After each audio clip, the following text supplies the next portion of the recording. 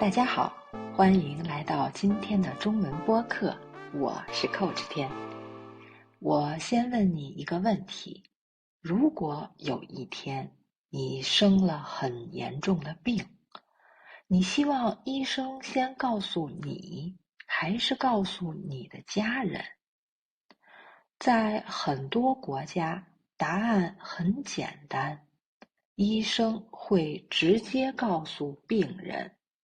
但是在中国，情况常常很不一样。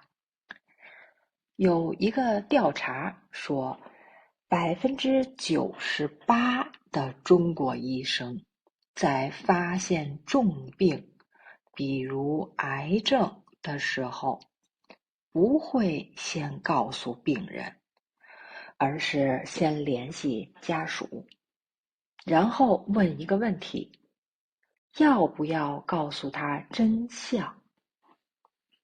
听到这里，你可能会觉得很奇怪，为什么不直接说？为什么要先问家人？今天我们就来聊一聊这个现象。在中国，这种做法有一个名字，可以叫做善意的谎言。在中国，很多人觉得生病不是一个人的事，而是全家人的事。如果一个人突然知道自己得了重病，可能会很害怕，甚至一下子接受不了。所以很多家人会做一个选择，先不说。他们觉得先保护好病人的心情，比马上说出真相更重要。我给你讲一个故事，有一部著名的电影叫《别告诉他》。电影里，一个奶奶得了很严重的病，但是全家人决定不告诉她。奶奶的妹妹先去打印店，把医生的检查报告改了。她把肺癌2个字删掉，换成了一个听起来不严重的词。当奶奶看到这份新报告的时候，她很开心，她以为自己只是小问题，所以她吃得好，睡得好，心情也很好。你觉得这样做对吗？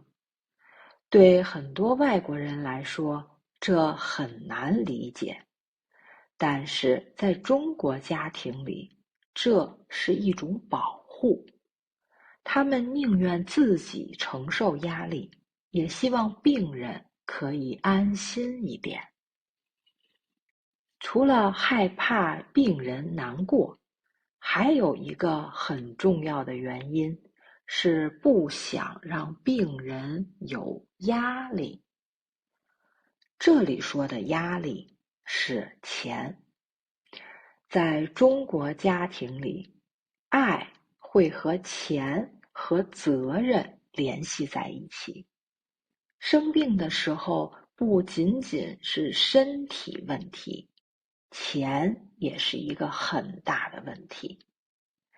很多的时候，老人看病的钱是孩子们出的。如果治疗费用很贵，很多老人会想，我不想花孩子这么多钱，甚至有人会直接说，算了，不治了。所以家人有时候选择不说，是想让病人只做一件事，好好休息，好好治病。我再给你讲一个新闻里的故事。有一个20多岁的年轻人，他得了很严重的病，但是他的父母决定不告诉他。这个年轻人什么都不知道，他每天正常生活，他学习，他交朋友。甚至还谈了恋爱。他对未来有很多计划，也很开心。他的家人一直在背后照顾他，也一直在守住这个秘密，是想让孩子在最后的生命里能像普通的年轻人一样，幸福的去爱，去追求梦想，而不是每天活在死亡的阴影里。可是你觉得这样好吗？有人会说这不公平，因为他不知道真相。但也有人会说，这样他至少可以开心地生活一段时间。如果是你，你会怎么选？在中国有一句很有名的话，人不是被病杀死的，而是被吓死的。虽然这句话不完全科学，但很多人真的这样相信。他们觉得心情好，身体也会更好。再给你讲一个故事，有两个人都得了差不多的病，一个是老师，他自己查了很多的资料，很快就知道自己病得很严重。从那以后，他每天都很担心，他每天想的就是病是不是变严重了，我还能活多长时间？结果他只活了2年。另外一个人是一个普通的农村老人，他的家人告诉他，这只是一个小病，他相信了。他每天很开心，还在想，等我好了，我要去种地。最后，他多活了8年。你觉得这是运气吗？还是心态真的有影响？很多中国人相信，希望是很重要的。听完这些，你可能会问，那病人真的不想知道真相吗？其实，现在的中国也在发生变化。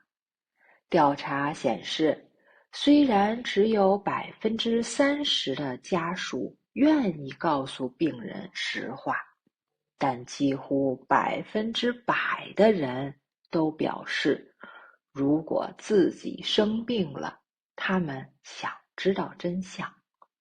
这就是中西文化的碰撞。西方文化更强调个人的权利，病人有权知道自己的身体状况，而中国的文化更强调家庭的责任。现在越来越多的中国医生开始用一种方法，慢慢地和病人说，让病人可以慢慢地去接受，而不会一下被吓到。真相很重要，但爱也很重要。